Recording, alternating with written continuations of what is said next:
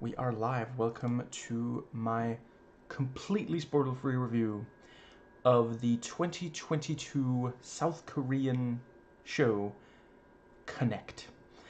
So, I really loved this show. It's for like 18 years and up, and so will this video be. I am going to briefly start by noting if you would like to hear what I have to say about, in spoilers, about individual episodes, I have recorded a video on each, and the link to the playlist featuring all of them will be in the description box. And then there is something I would feel remiss to not bring up immediately. Technically, this doesn't have a complete ending. Like, the one season that exists now, 6 episodes, it feels like the first chapter of an overall story. Like, there are parts of that story that are given a yeah, fairly conclusive conclusion. But there are also things that are definitely not.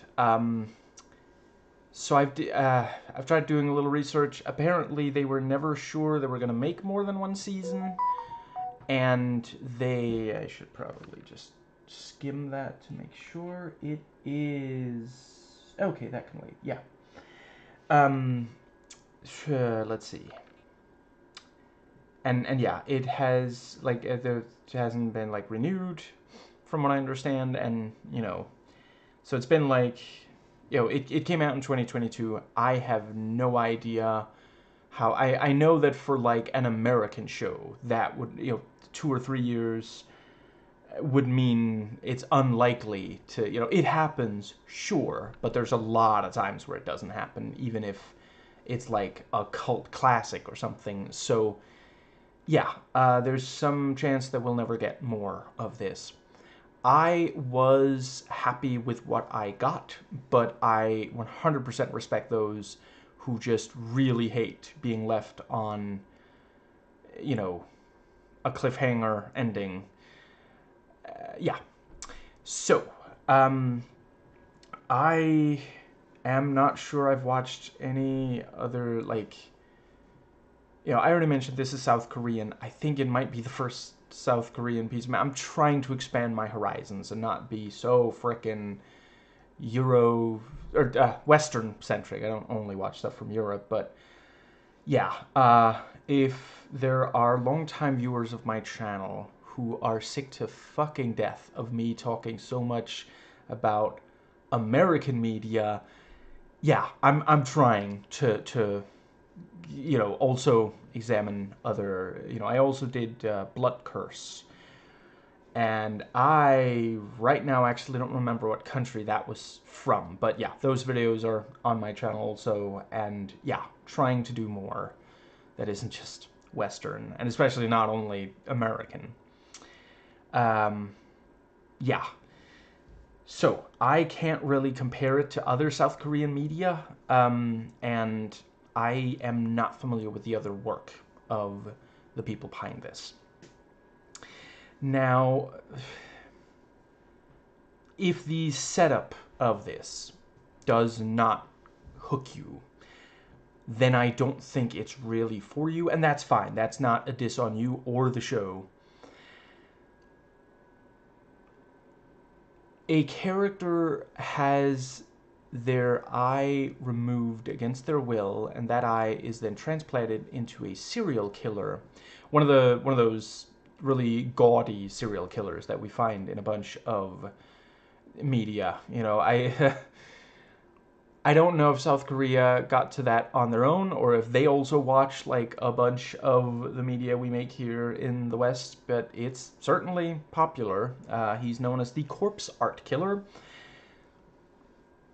I think the name speaks for itself. I don't think I even have to explain exactly what that means, especially now that I've said, yeah, he's one of those serial killers that, yeah. The protagonist, who had their eye removed, can now sometimes see what the serial killer sees, and tries to use that to stop him. I 100% respect that not everyone, is going to be interested in that. I already mentioned that that's fine. What I will say is, if you, like me, found that compelling, yeah, I was extremely happy with watching this. It was slightly different from what I had at first anticipated, but it was, it's one of those things of like being given, the piece of media being, made in a way that it gives us what we don't know we need instead of what we think we want. And yeah, there's a lot of psychological accuracy here, and the authenticity. From what I can tell, again, I don't know a huge amount about South Korea, but from what I could tell, and certainly, I really appreciate this theme, the various themes of it, and I'm just going to talk about the ones that are not at all spoilers. So, one major theme here is bigotry. Because basically the protagonist, and this is not a spoiler, this is demonstrated extremely early on. Basically the protagonist, I don't know if I want to give away too much about it. I'll just say there's a trait about him that,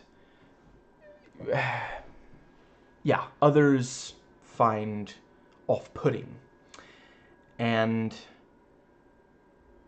there is, yeah, basically,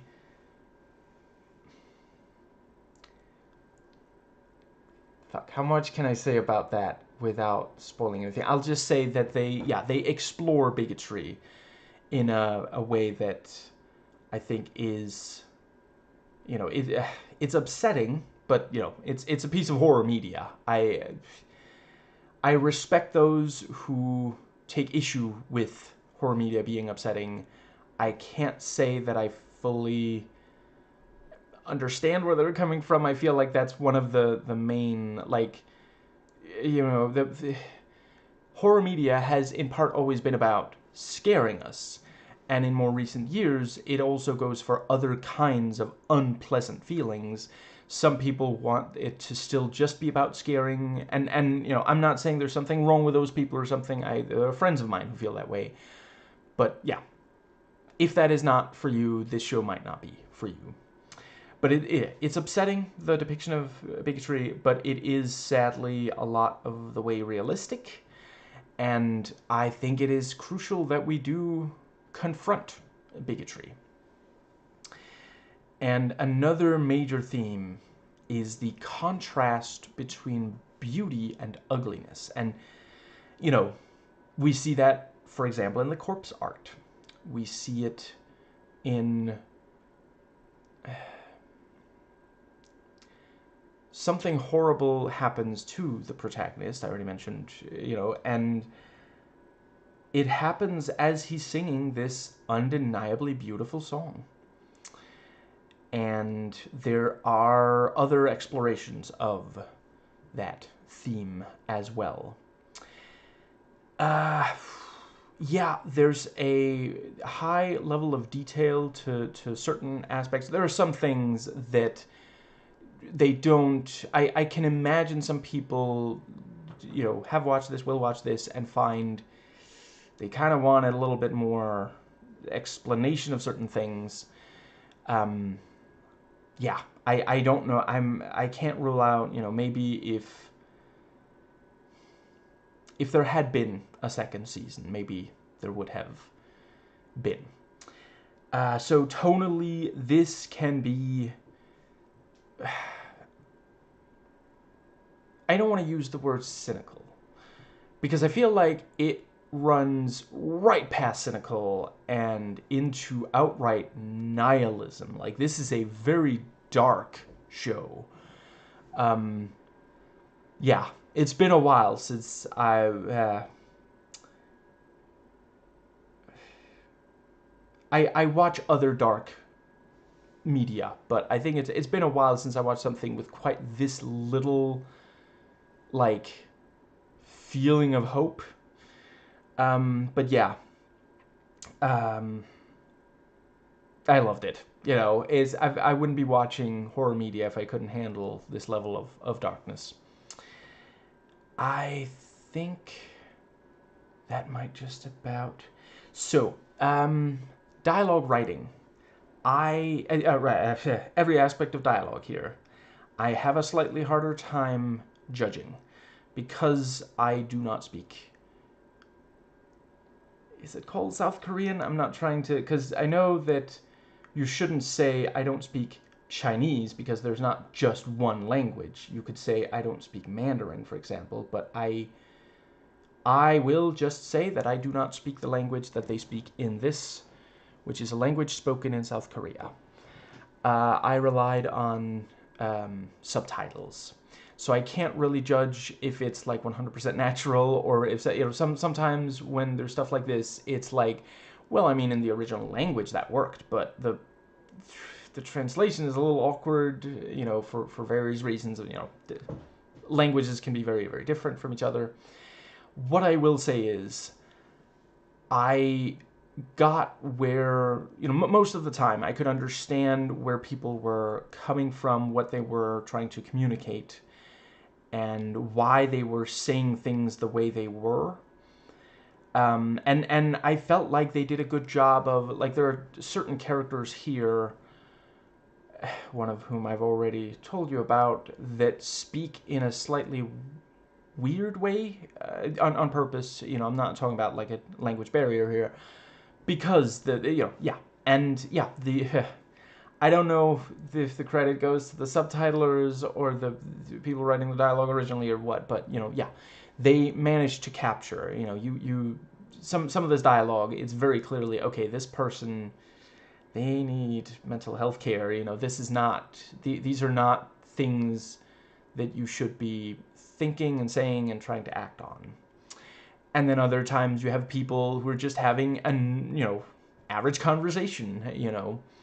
um, I guess South Koreans also do that thing where, if you're, fuck, does that sound othering? I don't mean it to be. I'm trying to say, anyway, yeah, they also have the thing where, they'll tell, so if a new person enters a group, they'll say, so has he shown you the thing that makes him unusual? That's, yeah, that I yeah, that might be universal. That's a lot of different, I've seen it across a number of different cultures. Now, yeah, the direction is deeply compelling. There's a real great sense of like visuals. It's not the most like visually daring I've ever seen, except some of the the opening credits scene is nightmare fuel, as are other things in the show. But yeah, every so often it'll go for something really, really like deeply memorable visually. And certainly it's never boring, it's never bland. It just isn't always equally daring. Yeah, it's what's the word? There is a I'm not going to pretend like I always, every step of the way, understood everything that the characters, like, why is that character doing that? Though it felt like, I don't know that there's any time where some character just does something out of character just for the story to happen. But there are characters in this who don't have the best ideas for how to proceed sometimes, and I don't know that it wasn't like super frustrating, though I appreciate for some, apparently it was, some viewers. Um, yeah, I think that more or less covers. Yeah, there are times in editing where it can briefly be a little confusing, but never for like so long that it becomes a problem. The production value is quite high. There's a good amount of settings, and it never feels like there's something that it's not showing us because the budget didn't allow for it or something like that. Yeah, the set design is solid, as are like costumes and makeup. Like, they tell us so much about the characters. The music is great. You know, considering you're not going to be surprised, I hope, that there is some foreboding music, but there are also times where there's beautiful music. And yeah, the sound design, I've seen pieces of media that underestimate just how much sound design can add to,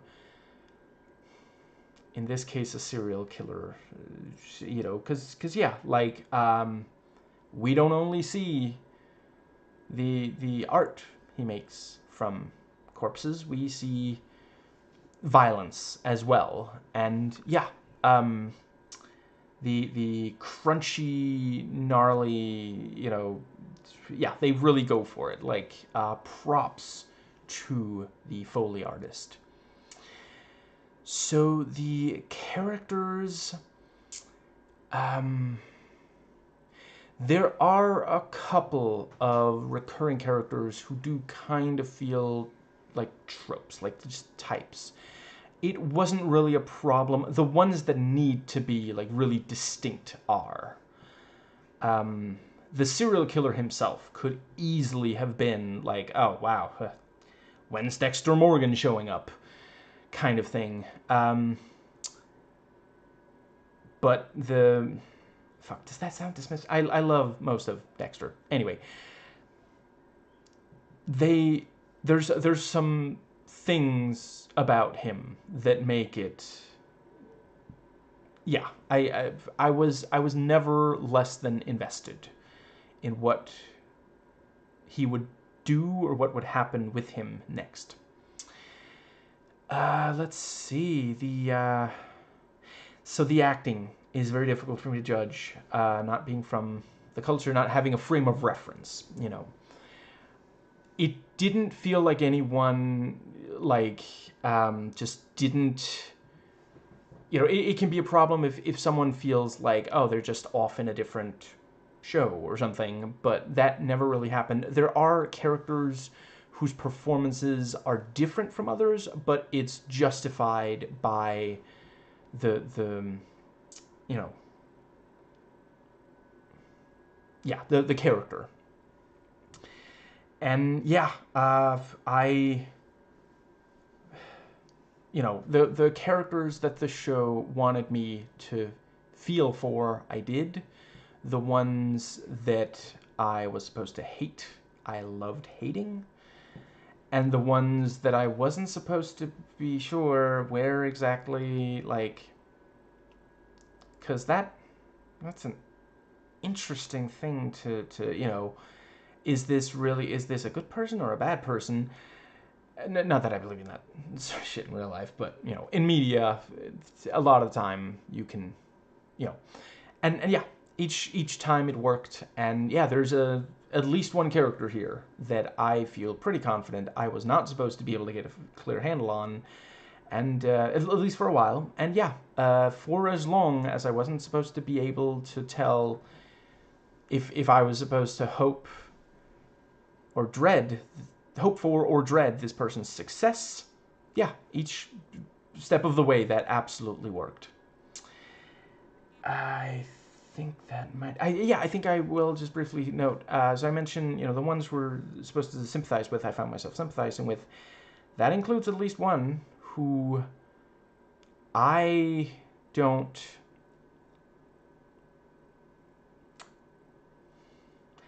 always agree with what they chose to do.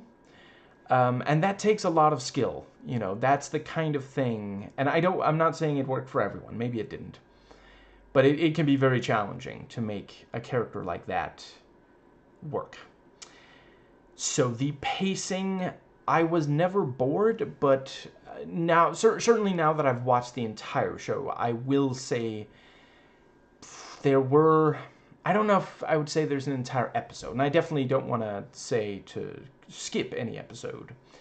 Um, Instead, what I'll say is if you find at least one episode to be, you know, too slow for you, I mean, unless it's the first. In that case, I don't think the show's really for you. But if you feel like one of the later ones feels too slow for you, this might just not be. Fuck. Try to stick with it. If it happens with more than one episode, it might not be your kind of show. I do. There were scenes where by the end of it, I didn't feel that those scenes 100% needed to be there. I'm not entirely sure, at least, what they were supposed to really accomplish. And there were definitely times where it looked like, oh, they're legit, like, wrapping this up. I thought there were more episodes, and then, oh, no, never mind. There's a wrench thrown into the gears, which sucks for the glue that hold the gears together.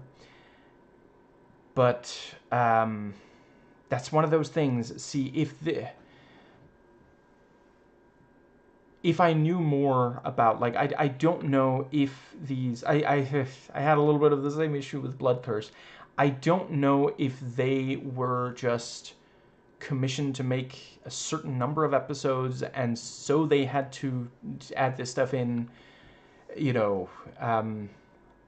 certainly I know that happens in America with a number of their shows. One of the only major issues, okay, I wouldn't quite say a major issue, but one of the issues that affected almost all of the Marvel Netflix Marvel, I can never remember which order, so now that I've said both, at least one of them is the wrong one. All of them had pacing issues because, nearly all of them. Let's see, I think actually Defenders, I don't know why people hate that one so much. I thought that was actually the only of the shows where I genuinely didn't feel like the pacing was, like, they didn't have too many episodes. I can never remember if that's the one with 8 episodes or 10, because the other one was Season 2 of Iron Fist, which was a huge improvement of Season 1 of Iron Fist. Anyway, I think that is covered. Yeah, so these special effects, I definitely want to acknowledge that it always looks really cool. Like, it's really, yeah, really fucked up shit that you get to see here. And some of it they definitely could not have done without CG. And some of it they did do with practical effects. They clearly did actually make some of this shit. And it's like, fuck, that's dedication. I don't personally think, but I can imagine some might say that they should have had at least a little bit less of the stuff that they couldn't do without CG, because it definitely is the case that every so often, at least, some of the CG is not 100% convincing, And I think they get away with it when it's stuff that it's like, well, that's a thing that doesn't exist in the real world. Who knows? Maybe it would look like that. But every so often it's with something where, no, we know what that looks like in the real world. Did a vibe check, that ain't it, Chief. But I do really appreciate, like, there was dedication on this show to throw a lot of, like, cut off, body parts and, like, spurts of blood and dead bodies and such in our face. And yeah, I think I've pretty much already covered. The horror is both visceral, yeah, sometimes mostly visceral, sometimes mostly psychological, sometimes a mix of the two. I mean, I think that it's a pretty good example of a mix of the two, with the eye. Yeah, it's he had his eye removed, and now he can see through it. See through it. I'll check those afterwards. We're pretty close to done anyway. Yeah, he can see through it and see what a killer sees. That is genuinely, yeah, both visceral and psychologically, horrific.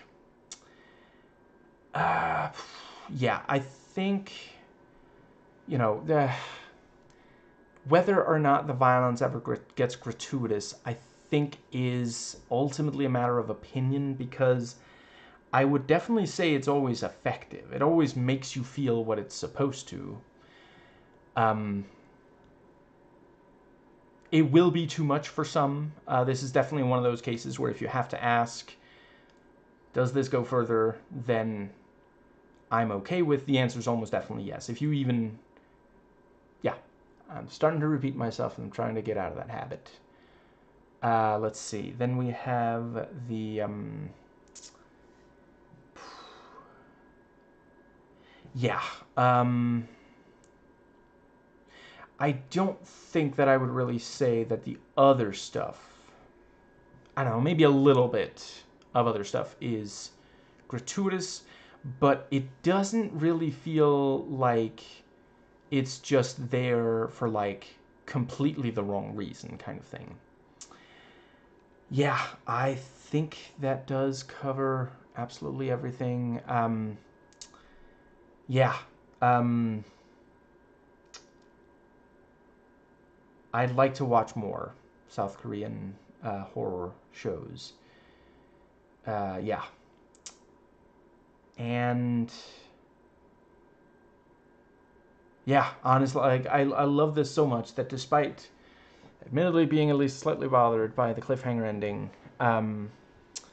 yeah, even if I find out at least one of the, I'm gonna see. I forget if more of the stuff. I have other stuff on Disney Plus. I forget if that's South Korean. It's definitely other. Yeah, I simply don't recall right now. Drop me a comment if you have recommendations for South Korean horror. Doesn't have to be a show. Give me a movie on Disney Plus, because yeah, I'll definitely add it to the list. But yeah, solid 8 horrifying, unintentional organ donations out of 10.